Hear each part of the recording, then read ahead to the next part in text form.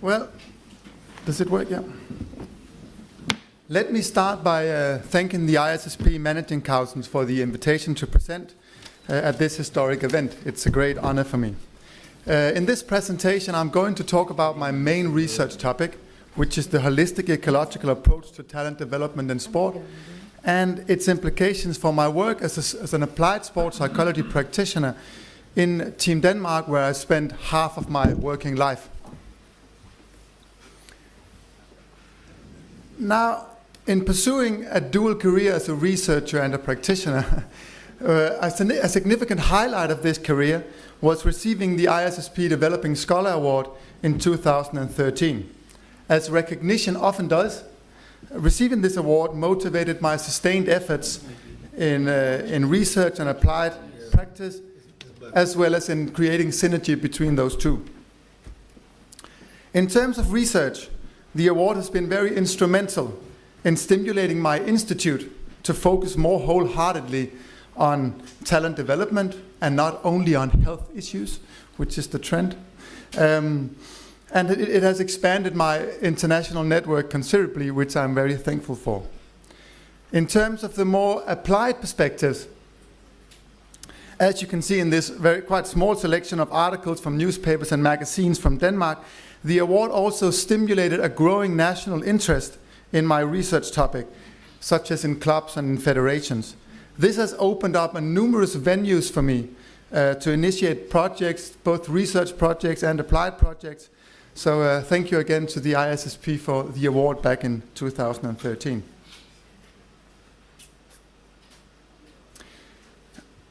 My research has mainly focused on developing the holistic ecological approach to talent development in sport.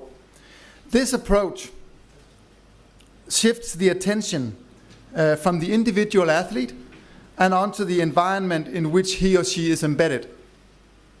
So focus is no longer on talent identification or on the optimal amount and quality of training needed to reach the elite level, but rather on the entire environment surrounding the athlete.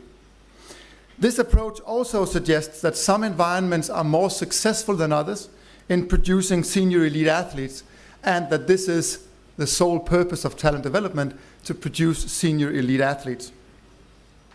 Finally, it suggests a case study approach to the investigations of such environments, and this implies investigating real-life phenomena within their real-life context. So it's not in the laboratory.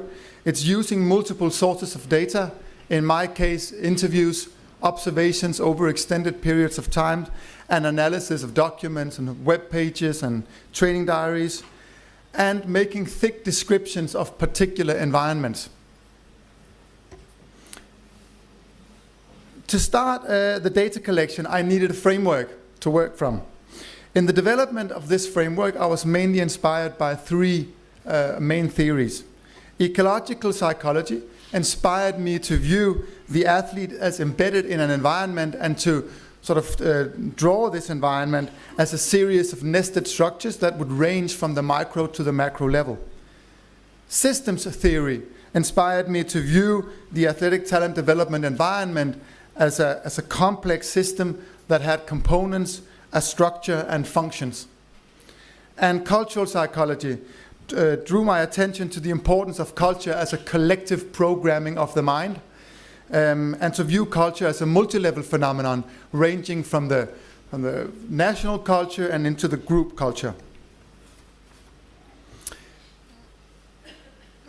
Yeah. The framework consists of two working models. This is the athletic talent development environment working model that allows me to describe the environment in terms of its components and its structure. The young prospect athletes, the young talented athletes, appear at the center of the model, and the club or the team is at its core.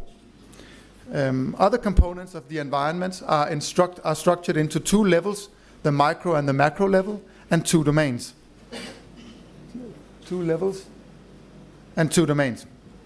The micro level refers to the environment where the athletes spend a good part of their daily life, and the macro level refers to social setting that do not necessarily contain the athletes, but still affect their way of life or how they can reach their goals. And finally, the outer layer of the model represents past, present, and future, because environments are also are always dynamic and ever-changing. So we can only sort of take a snapshot of the environment. The second working model is the environment success factors working model. This helps structure the factors that contribute to the environment's success. Taking as a starting point the preconditions of the environment, the model illustrates how the daily routines, here termed the process, of the environment have three different outcomes. First, the athlete's individual development and achievements. Second, the team achievements, mainly in team sport. And finally, the organizational culture in the middle.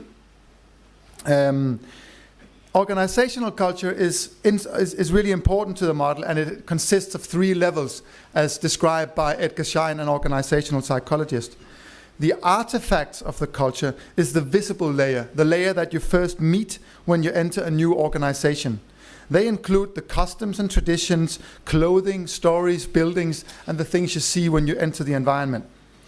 Espoused values are the social principles, the goals, and the norms that the organization shows to the world. And then the basic assumptions are underlying reasons for actions. You can say they are like values that are so much a part of the culture that they are no longer questioned, but are simply taken for granted. The organizational culture is characterized by the integration of key basic assumptions about how we do things into a cultural paradigm. And this cultural paradigm guides the socialization of new members that come into the culture, and also brings a certain element of structure and security to the group. The environment's success, that is its effectiveness in producing elite level athletes, is a result of the interplay between all these different elements. In a minute, I'll show you how we can translate those into empirical models. Now, I use this framework to investigate successful athletic talent developed environments. With good colleagues, and to date, I have conducted empirical case studies of the Danish 49ers sailing national team, the IFK Växjö track and field club in Sweden, the Vang kayak team in Norway, two football teams, a Danish football club that is recognized for their talent development, and the world-famous Ajax Amsterdam Talent Academy.